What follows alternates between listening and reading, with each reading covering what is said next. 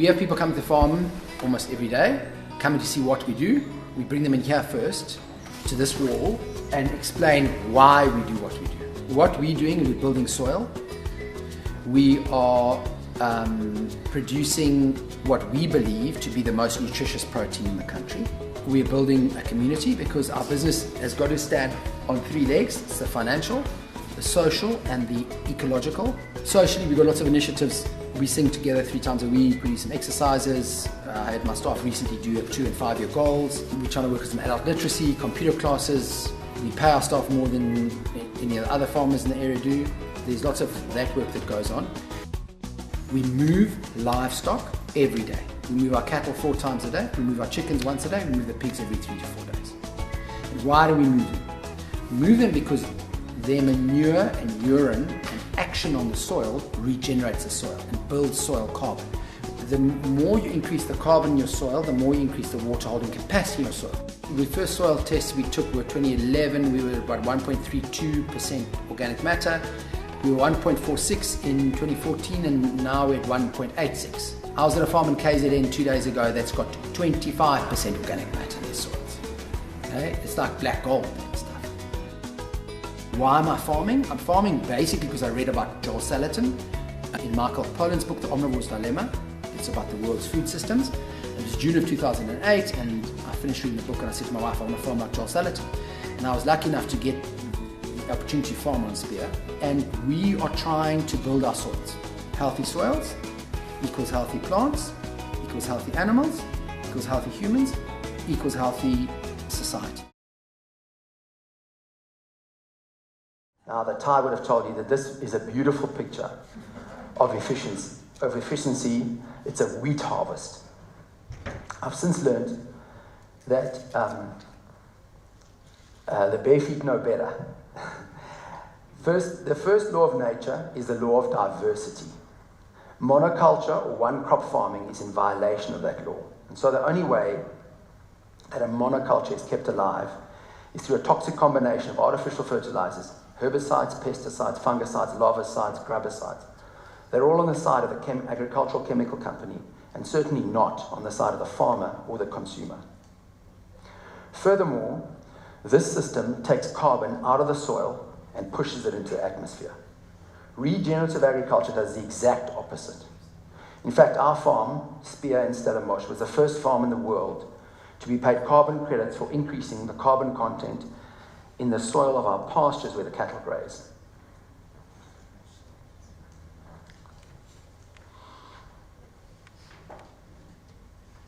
This slide is another example, as the Thai would tell you, of how countries should develop.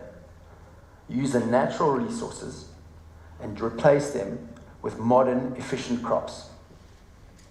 Nothing epitomizes man's hubris and stupidity more than this slide.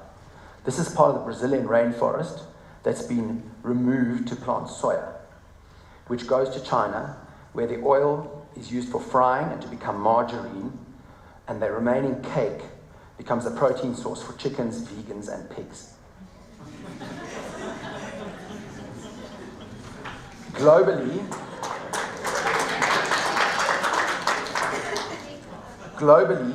we remove 36 football fields of rainforest every hour of every day. We remove the lungs of the earth to plant 4 crops: corn, soya, sugar, and palm oil. I told you this was about hubris and stupidity. The vegan movement is to be applauded for their passionate opposition to cage animal farming. However, if you're adopting that lifestyle for ecological reasons, you're completely misguided. First, the multi-species Brazilian rainforest is replaced with a monoculture of soya. Second, the only way to grow vegan food is through the use of artificial fertilizers. Cornell University and the Environmental Defense Fund recently released a report where they showed that the US fertilizer industry releases 3 times more methane than all other industries in the USA combined. Methane has 24 times the global warming potential of CO2. The vegan diet makes the environmental crisis worse. So this picture captures the essence of regenerative agriculture. Just for now, please ignore the enormous difference in vegetative growth to the right of my finger and to the left of my finger. Originally, we planted exactly the same seeds on this pasture. I took this photograph 6 weeks after the pigs had grazed to the right of my finger. The pigs have never grazed to the left of my finger. This shows the positive interaction between properly managed animals and soil recovery. The foundation of regenerative agriculture is a lot of animals in a small space for a short period of time, followed by long resting periods.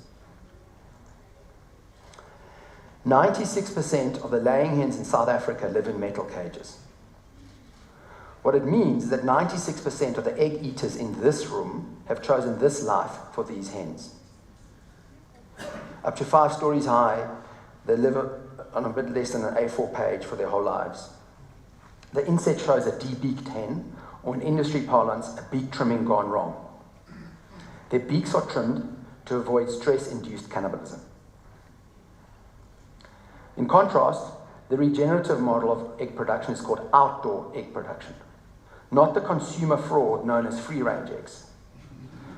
Free-range hens are barn-raised, so they're not free to range. Furthermore, because their housing is fixed, they're in contact with their own manure for their whole lives and therefore under disease pressure. And you've got the massive problem of dumping that manure. If you look very carefully, on the top left, you can see me walking towards the Hodentotsholland Mountains. Our hens are genuinely free to range during the day, and at night, they are safe from predators. They head into their eggmobiles where they're safe from the predators. We have 20 of these eggmobiles on our farm. Every single one is moved every single day to fresh pasture. This ensures adequate fertilization and avoids overgrazing and over-fertilization, followed by a 6-week resting period before any other animal grazes there. This ensures that the carbon, water, and nutrient cycles remain intact. This is where your bacon starts its journey to your mouth. You are, after all farmers. To my knowledge, there are only 3 commercial pig farmers who do not have their sows give birth in these gestation crates. They're in here for 28 days. The piglets are then weaned. She's moved to an insemination crate. 5 days later, she comes on heat. At that stage, they'll herd some boars into a passage in the front to stimulate her, and from the back, the human does artificial insemination. 115 days later, she gives birth again at about the time that these piglets become your bacon. This, according to the Thai, is the only way to raise pigs. Not only is there not a cage in sight on our farm, we have an on-farm butchery where we process our pork. We're also currently the only butchery in the country not adding nitrates and nitrites to our pork. Now, I hope there aren't too many of you who've had the misfortune of going to a conventional piggery and particularly experiencing their manure lagoons. But if you have, you'll know their waste is a very big problem. Waste is a human construct. Nature does not waste. In October last year, we started an experiment with planting summer squashes directly behind the pigs. All we needed to do was level the ground, sow the seeds, and water it. Still on the subject of waste, South Africa kills 19 million broiler chickens a month. 85% of their feathers get rendered and mixed into the next batches of chicken food. We started in May last year mulching our vineyards with chicken feathers. A mulch is a soil cover made of organic material. In this picture, the dark green areas, which are clearly visible, they have received the feathers, and the light green areas have not.